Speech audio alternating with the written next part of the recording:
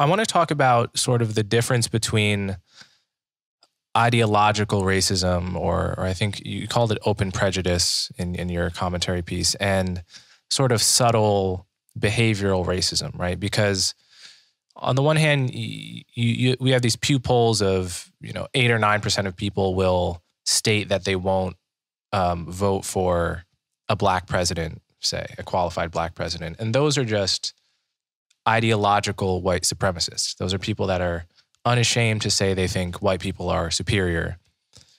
But then, and often, as you pointed out in your piece, you'll find similar or even higher numbers of that kind of open prejudice towards Catholics and Jews and Muslims and so forth. So that couldn't really be the kind of thing that accounts for racial disparity in the case of Black Americans. But what about this other kind of bias, right? The sort of, you're not an ideological racist, you're not openly prejudiced at all, but you cross the street when you see a black guy walking at night. And you just have this sort of subconscious bias that you may even be ashamed of. That kind of bias, to what extent can that account for, racial disparities? Well, I think my personal opinion, and again, this is a complex literature where you have the pollsters that are looking at, only 5% of people or whatever the case may be will say this openly. Then you have the economists who are doing these complex linear regression models, and they're looking at the residual that would measure discrimination. And then you have sociologists that are doing what are called audit studies to try to use these almost tricky experiments to find racism. I personally am more a math, more a linear log-lin regression guy. And I'm not sure that if you're looking at the same guy, black, white, or Asian, that you find a massive effect of current discrimination at all. I mean, once again, that basic sentence, if you look at something like June O'Neill's article, if you adjust for, if I have this correct, it was median age, region of residence, years, not even quality of education. Like, do you trust the system enough to get that sheepskin? And any one test score, the black-white income gap is, minuscule. So I tend to believe that's true. I mean, on the one hand, there is the hidden residual racism that we'll talk about next. On the other hand, if we're being blunt, affirmative action's been in place since 1967, and 36% of businesses are owned either by minorities or minorities and women combined as a category. So, there's no inherent reason to suspect that a black or Asian guy from a middle-class family would be at a huge disadvantage in 2021 relative to a white guy from a middle-class family. What I see is that certain groups, if you're talking about Southern blacks, in particular, natives, Appalachians, more people in certain categories are poor because of past genuine abuse. And it would be simply callous to deny that.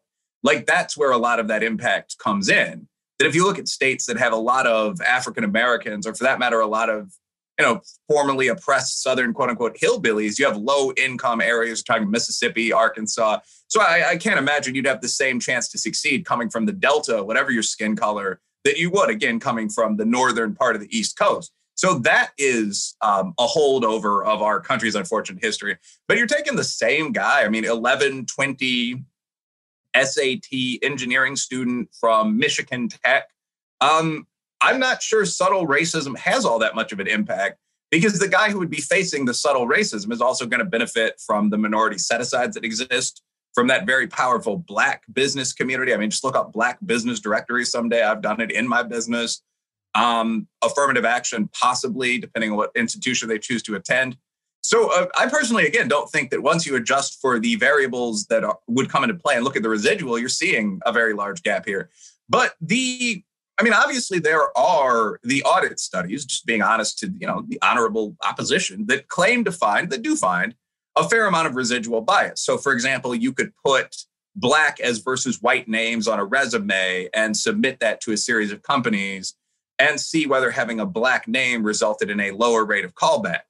And very famously, two sociologists, Bertrand and Melanchthon, if I have that correct, did this back in 2004. They found the black names got 33%, about a third less callbacks. And this sort of thing, this sophisticated stuff, which is well done, is what's usually used to argue, well, hidden racism causes for example, lower black incomes. There are a couple issues with this, though. The first is that there's no real logical mechanism why it should. I've talked to some sociologists that I'm fairly friendly with online, Rod Graham or Xavier Bonilla is a psychologist, but familiar with this stuff, and just asked, well, this has been electronic for 25 years. Why wouldn't you, if you're Black, just submit 2 more resumes? And there's no answer to that, just sort of some hemming and hawing and, oh, Reilly, you always make. Sorry, can you explain that again? We're talking about submitting a resume for one particular job, right? Yeah, if you submit basically what the audit studies, as they're called, find is that if you submit a resume to an employer that has an identifiably Black name on it, there's going to be a differential between 5 and say 40% in terms of how likely you are to be called back. But there are a number of problems with this. I mean, the first and most obvious is that job application today, if you're looking at the Craigslists and MTurks and Monster.coms and so on, is largely an electronic process. And in any field, there are going to be hundreds of jobs in a good-sized city where people are using these electronic processes. So, I mean, simply showing that you are 15% less likely to be called back doesn't necessarily mean that that causes a gap in income, because you could simply choose to apply, for example, to more jobs. Or if you felt it likely that this would occur, you could just put your first initial and your last name on your resume, as in fact many Black professionals do, adjusting for racism, whether or not it's there. And you can really unpack this if you're interested in it. I mean, one other question would be, do identifiably Black names indicate race or do they indicate class? Yeah, I think that's a very key point. I mean, one thing that is really important to think about with the audit studies is that most Black people don't have identifiably Black names, right? I think that's true to say, the majority. And those who do have stereotypically identifiably Black names are far more likely to be poor, right? And so in a way, the whole finding of this literature is another case of us talking about race when we could be talking about class, right? Like the whole audit study, it simply doesn't affect me or most Black people that I would have grown up with in suburban New Jersey, whereas there's a lot of middle-class Black people, very, many of whom, perhaps the majority of whom, don't have identifiably Black names.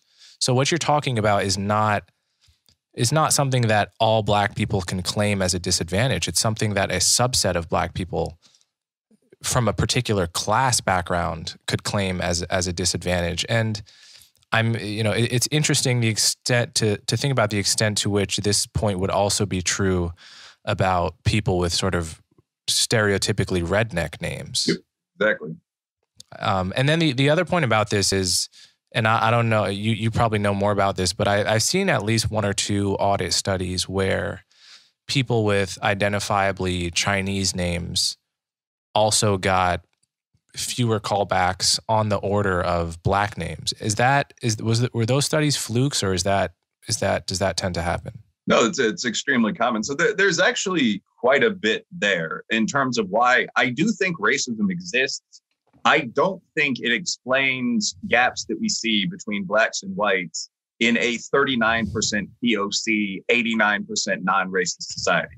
I think these two things are separate, and I think that they are often joined into one point by modern sociology. Complicates this dynamic extremely just to ask, what about Asians and Nigerians? Again, no white bigot can tell a West Indian guy from a Black American guy. The $20,000 gap in income there has to be due to something else. And almost the point of my recent research was kind of digging out what that is. And I think people like Tom Sowell and past The Economist and so on have already given us a lot of help in figuring out what that might be. So, I mean, with these audit studies, point one is the first thing you said. The class and race literature actually is pretty interesting. Like, there's another study by 2 guys named Darolia and Kodal who decided to totally get rid of the class issue by using identifiably minority last names, Jefferson or Lopez, Hernandez, and then just neutral first names. Chloe was one, I think Bria was one of them, Carlos, and seeing how, I don't know about Bria, but just sort of standard names and then very identifiably ethnic last names, and sending these to employers on resumes and seeing if there's any difference in hiring. And there wasn't at all. Like Carlos Hernandez isn't in any hiring disadvantage as versus a white guy whatsoever. Neither were the people with the black names of Washington. So why is that?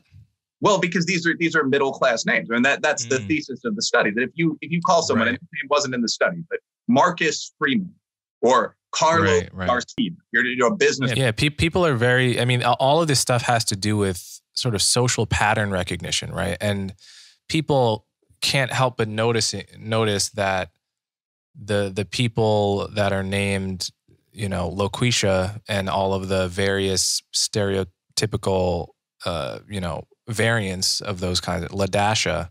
I knew about someone who's named Ladasha with an actual dash rather than DASH, right? Yeah.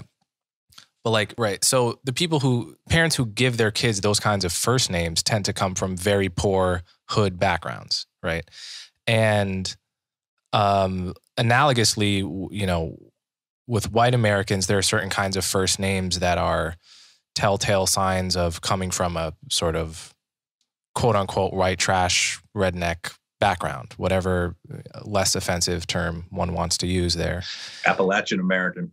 Right. So that what you're talking about there is that we are, without realizing it, we are so sensitive to the difference between giving your kid a particular kind of first name and what that probably signals about you statistically, and having the last name that signals that you're just in general a minority. People are sensitive to all of these social and cultural differences, and that ends up doing a few things, namely punishing people from lower class backgrounds who, by no fault of their own, sort of have the cues of being a person that might be a problem, even if they're totally not a problem, and having to suffer that prejudice throughout their lives.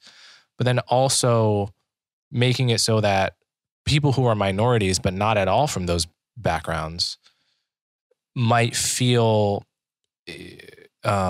as if they are also being hampered by prejudice that they're not actually experiencing.